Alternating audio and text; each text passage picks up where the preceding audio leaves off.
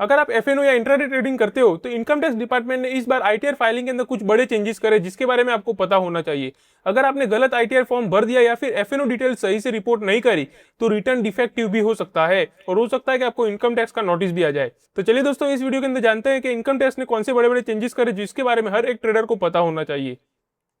सबसे पहले बात कर लेते हैं दोस्तों आईटीआर फाइलिंग ड्यू डेट के बारे में।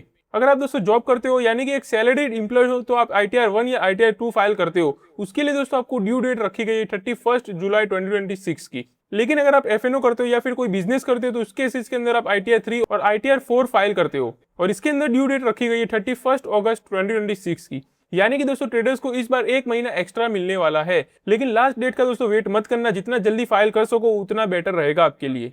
तो ये सबसे पहले ड्यू डेट के बारे में आपको पता होना चाहिए, सबसे बड़ा चेंज तो ये है।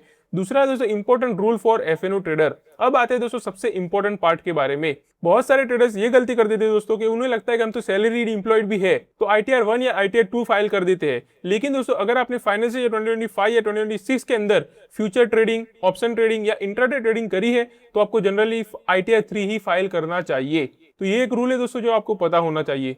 और अगर आप दोस्तों एलिजिबल टैक्स पेयर हो यूजिंग पर्सपेक्टिव टैक्सेशन यानी कि जो सेक्शन 44 एडी के अंदर आता है तो आप आईटीआर 4 फाइल कर सकते हो। और आपको बता दूं दोस्तों कि अगर आपने गलत आईटीआर फॉर्म चूज कर लिया तो रिटर्न डिफेक्टिव भी हो सकता है। तो ये भी आपको पता होना चाहिए। अब बात कर लेते हैं what is new in ITR 3 यानी कि आईटीआर 3 फाइल करने के अंदर क्या नया आया है। तो ये चेंज स्पेसिफिकली दोस्तों एफएनओ ट्रेडर्स के लिए काफी ज्यादा इंपॉर्टेंट है क्योंकि अब से सिर्फ प्रॉफिट या लॉस लिखना काफी नहीं होने वाला। आईटीआर 3 के अंदर अलग अलग डिटेल्स आपको देनी पड़ेगी और इसके ऊपर भी हमने एक डिटेल वीडियो बनाया था जो कि आप देख सकते हो चैनल के ऊपर। लेकिन अगर शॉर्ट में बताओ तो वो है दोस्तों FNO turnover, purchase, sales, opening stock, closing stock, direct expenses and final profit and loss. ये सारी चीजें दोस्तों आपको रिपोर्ट करनी पड़ेगी। मतलब कि इनकम टैक्स डिपार्टमेंट को पहले से ज्यादा डिटेल इंफॉर्मेशन मिलेगी। इसलिए दोस्तों अब से अपने ट्रेडिंग रिकॉर्ड प्रॉपर्ली मेंटेन करनी पड़ेगी आपको। अब बात कर लेते हैं दोस्तों एक बहुत बड़े अपडेट के बारे में जिसके बारे में आपको पता होना चाहिए और ये हुआ है दोस्तों टैक्स डिपार्टमेंट के अंदर ही।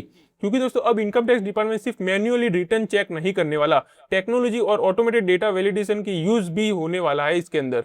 अगर आपके रिटर्न के अंदर दोस्तों इनकरेक्ट डिस्क्लोजर है, मिसिंग इन्फॉर्मेशन है या फिर एक्सचेंज रिकॉर्ड मिसमैच हो रहा है तो वो जल्दी डिटेक्ट हो जाएगा। यानी कि एक्यूरेट रिपोर्टिंग पहले से भी ज्यादा इंपॉर्टेंट होने वाली है इनके अंदर भी। यानी कि आपको कोई भी छोटी मोटी गलती करते हो तुरंत आपको नोटिस आ जाएगा उसके बारे में।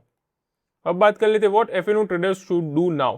तो अगर आप एक्टिवली ट्रेडिंग करते हो दोस्तों तो फाइलिंग से पहले ये चीजें रेडी रखनी पड़ेगी आपको, जैसे कि complete trade book, broker PNL report, FNO turnover calculation, intraday details and expend records. और सबसे इंपॉर्टेंट चीज तो ये दोस्तों कि सही आईटीआर फॉर्म भी चूज करना पड़ेगा आपको क्योंकि गलत फॉर्म या इनकम्प्लीट इन्फॉर्मेशन फ्यूचर में अननेसेसरी नोटिस का रीजन भी बन सकता है। तो ये चीजें आपको सबसे ज्यादा इंपॉर्टेंट है जो पता होनी चाहिए। तो दोस्तों इस बार आईटीआर फाइलिंग सिर्फ एक फॉर्म भरने का काम नहीं है। अगर आप एफएनओ या इंट्राडे ट्रेडिंग करते हो तो सही आईटीआर फॉर्म चूज करना और प्रॉपर डिस्क्लोजर देना भी बहुत ज्यादा जरूरी होने वाला है। तो आई होप कि आपको ये वीडियो काफी ज्यादा यूजफुल लगा होगा। एंड अगर आप ऐसे ही मार्केट में अपडेटेड रहना चाहते हो तो चैनल को सब्सक्राइब भी करके रख सकते हो। तो चलिए मिलते हैं अगली वीडियो में, तब तक के लिए हैप्पी इन्वेस्टिंग।